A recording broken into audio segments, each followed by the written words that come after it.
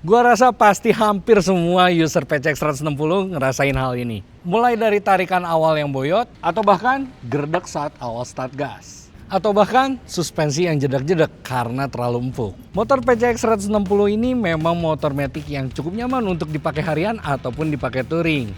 Tapi gua bakal bahas permasalahan apa aja yang bakal ditimbulkan kalau misalkan memang kurang perawatan atau banyak yang dikeluhkan oleh user PCX 160 ini. Dan gue bakal bahas beberapa part yang bisa menjadi solusi nih untuk permasalahan yang kalian rasain. Karakteristik buat shock bagian belakang di motor Honda, khususnya di PCX 160 ini, memang relatif lebih empuk. Jadi pas lagi dibawa sendiri ataupun boncengan ini relatif cukup nyaman. Tapi kalau misalkan kalian bawa untuk lebih agresif ataupun touring, ini kerasanya cukup limbung. Dan untuk menyelesaikan masalah ini yang gue maksud, ganti shock belakang motor kalian. Karena kalau karakter shock bawaan motor kalian ini memang nggak enak, atau misalkan kurang cocok dengan gaya berkendara kalian, kalian bisa pilih yang ada settingan untuk adjuster bagian preload, ribbon, dan kompresinya. Kalau untuk di seri YSS G-Series ini ada settingan preload. Kenapa kalian butuhin preload? Ini untuk menjaga shake motor kalian supaya nggak dongak ke depan atau nuki ke depan. Kestabilan motor kalian bakal lebih bagus. Dan kalau kalian pengen yang lebih advance, ini ada settingan preload dan juga ribbonnya. Ribbon itu diperlukan pas lagi kalian melewati jalanan bumpy. Ini bakal meredam getaran dengan lebih baik. Jadi nggak akan kerasa pantulannya ke pantat saat kalian mengendarai motor kalian. Untuk kalian yang lebih petakilan lagi bawa motornya, mungkin kalian butuh kompresi. Karena di shock yang ini seri YSS GTX. Ini ada lengkap semua settingannya, mulai dari preload, ribbon, dan juga kompresi. Kompresi di sini dibutuhin pas lagi kalian pakai nikung. Motor lebih stiff dan nggak kerasa limbung lagi. Jadi cocok banget buat yang bawa motornya petakilan. Dan khusus untuk dua series ini ada spring tambahan yang bisa diganti kalau misalkan kalian lebih sering boncengan. Yang pasti bebannya lebih berat dan ini tingkat kekerasannya juga lebih keras. Jadi lebih cocok untuk kalian yang sering boncengan. Bukan cuma bagian belakang, tapi bagian depan PCX 160 ini juga sering kerasa bottoming. Apalagi kalau kalian pakai motor PCX 160 ini dari baru dan itu kerasa bottoming, berarti memang perlu dilakukan upgrade. Tapi kalau misalkan udah pakaian berapa lama dan kalian ngerasa ini bottoming, berarti itu memang kurang perawatan untuk bagian shock depannya. Ya jelas bakal bottoming kalau kalian nggak ngerawat shock depan kalian. Bukan cuma oli mesin yang perlu diganti, tapi oli shock bagian depan kalian juga ini perlu dilakukan pergantian. Apalagi kalau berat badannya kayak gua gini, ya itu emang perlu diganti oli shock yang lebih kental. Kalau misalkan olinya lebih kental, itu bakal mengurangi bottoming lebih baik. Tapi kalau misalkan kalian masih ngerasa bottoming, padahal udah ganti oli yang lebih kental, kalian perlu upgrade di bagian shock depan kalian. Ini gue ada beberapa yang bisa dilakukan untuk upgrade di shock depan kalian. Ini adalah YSS Sport Kit. Ini bisa diganti untuk bagian dalam shock depan kalian, untuk bagian springnya. Secara performa tentunya ini bakal bikin manuver kalian lebih lincah. Tapi bukan cuma itu. Ini secara looks bakal bikin motor kalian lebih ceper. Anak muda zaman sekarang kan lebih suka motornya tuh ceper. Jadi secara looks lebih ganteng dan manuver pun jauh lebih lincah. Dan untuk pembeliannya ini sendiri udah include dengan olinya sendiri. Jadi kalau misalkan kalian emang mau sekalian ganti oli dan ininya udah include. Dan kalau misalkan kalian pengen yang lebih expert, kalian bisa pilih RPD USD ini. Kenapa gue bilang lebih expert? Karena di sini ada settingan untuk preload, ribbon, dan kompresinya sendiri. Jadi untuk kalian yang pengen berkendaranya lebih agresif atau misalkan sering dipakai touring, ini cocok banget untuk dilakukan upgrade di motor PCX 160 kalian. Untuk pembelian RPD USD ini bukan cuma itu yang harus kalian mention, tapi ini ada dua bracket yang berbeda. Jadi kalau misalkan kalian masih pakai kaliper yang tipe aksial, kalian bisa pilih bracket yang aksial ini. Tapi kalau misalkan kalian udah pakai kaliper yang radial atau rencana ganti ke kaliper yang radial, kalian pilih aja bracket yang radial ini. Tapi bukan cuma itu.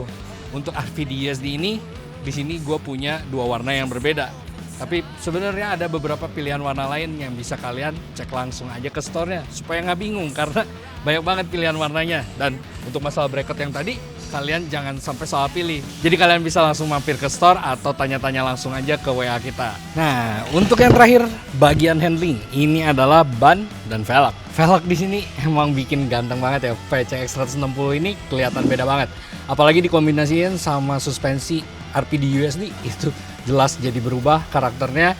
Dan juga ini secara looks bikin tampilannya padat banget. Bukan cuma itu aja, tapi ganti velg ini Karena velg ini bobotnya lebih ringan dibandingkan yang standarnya, secara manuver ini bakal bikin lebih lincah. Tentunya bakal bikin motor lu kerasa gampang banget buat dikendaliin gitu rasanya. Gak kalah penting nih, ini adalah ban. Karena semua yang ada di atas motor ini yang nempel ke aspalnya sebenarnya ban. Untuk ban TDR ini sebetulnya untuk masalah durability ini udah awet banget. Udah dibuktiin untuk dipakai touring sejauh 5.000 km, 10.000 km pun ini secara grip masih cukup oke. Dan ini enak banget untuk dipakai nikung, untuk dipakai di jalanan basah pun tidak ada masalah untuk secara grip. Nah, untuk bagian pengereman di motor PCX 160 ini memang dirasa udah cukup.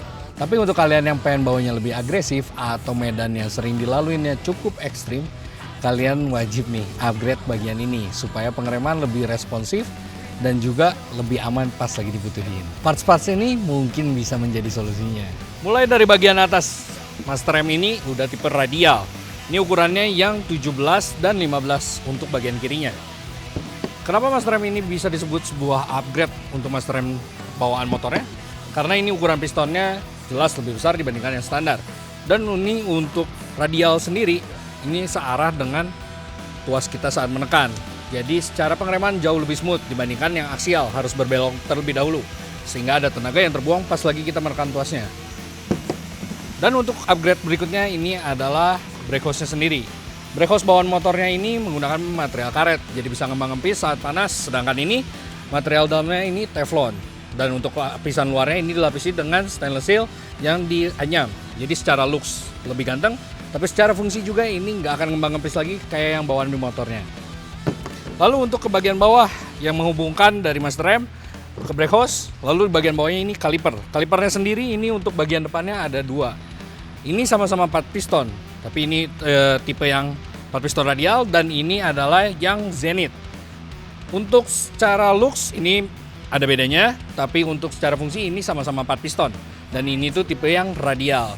Jadi secara untuk upgrade pengereman ini jelas beda ya dibandingkan yang standarnya karena ini udah 4 piston. Sehingga titik luas pistonnya ini jauh dibandingkan yang standar di motor PCX 160. Jadi secara pengereman ini tentunya bakal bikin pengereman lu jauh lebih responsif dan lebih aman saat pas lagi butihin. Bagian yang dijepit dari kaliper ini adalah disc rotor. Ini disc rotor untuk bagian belakang di PCX 160. Secara ukuran memang ini sama aja. Ini untuk bagian belakang dan ini untuk bagian depan. Secara diameter ini sama dengan yang OEM. Tapi untuk secara material tentunya ini ada upgrade material yang ditambahin di sini. Dan secara keawetan tentunya ini bakal beda dengan yang standar di bawah motor ini. Tapi kalau kalian butuhin pengereman yang lebih pakem untuk bagian depannya, kalian bisa besarin aja ukuran disc rotor bagian depannya. Ini adalah disc rotor dari TDR. Secara material tentunya ini ada bedanya dengan yang standaran. Ini material lebih bagus, tapi ini juga floating. Jadi secara pembuangan panas akan jauh lebih baik. Oh, bukan cuma itu, tapi ukurannya juga ini beda ya. Ini 260 mm, sedangkan bawaan dari motor itu 220 mm. Jadi ada kenaikan ukuran diameter, tentunya bakal bikin pengereman lu lebih pakem. Tapi tentunya dengan semua barang yang udah ketempel di sini, bakal jauh berbeda performa pengereman di motor PCX 160. Bye-bye tarikan yang lemot ataupun gerdek pas lagi start awal gas kalau kalian rajin cek bagian ini. Bagian CVT ini perlu sering dicek, apalagi untuk komponen di dalamnya seperti lower, versi VT, persentri, kampas kupling, dan lain-lainnya ini wajib banget dicek untuk melakukan perawatan. Kalau misalkan semua komponennya tetap bagus, tentunya performa bakal tetap terjaga. Tapi kalau misalkan kalian pengen performa yang lebih, kalian bisa upgrade untuk bagian part di dalam CVT ini. Gredek itu bisa timbul kalau CVT lu kotor dan nggak suka dirawat. Tapi bisa juga karena ini nih. Ini kampas kupling lu kalau misalkan udah aus atau glazing, ini bisa jadi menyebabkan gredek atau bahkan gasnya jadi selip. Nah, ini ada RPD yang biasa dan yang heavy duty. Kalau misalkan lo butuh untuk ngilangin gredek dan untuk harian, lo bisa pilih RPD yang biasa ini. Tapi kalau misalkan lo butuh tarikan yang lebih dan untuk medan yang lebih ekstrim, lo bisa pilih heavy duty dari RPD ini. Tapi kalau lo nggak mau pusing, lo bisa pilih aja yang kayak gini. Ini udah seset housing, kampas kuplingnya, berikut dengan mangkoknya juga. Jadi nggak usah pusing-pusing lagi. Udah satu set, semua upgrade CVT lo. Terus kalau untuk menghilangkan tarikan yang lemot, lo bisa upgrade di bagian ini nih. mulai dari rumah polinya dan polinya sendiri. Ini udah jelas bakal ningkatin performa lu karena jalur rollernya ini berbeda dengan yang standar. Tapi bukan cuma itu aja, rollernya sendiri lu harus perhitungan. Lu bisa pilih sesuai dengan berat badan lu atau karakter berkendara yang cocok dengan lu. Pilih aja ukurannya, banyak banget, mulai dari berapa gram sampai berapa gram, sesuai kebutuhan lu sendiri. Spion dan hand grip ini juga menjadi suatu kenyamanan pas lagi kita berkendara.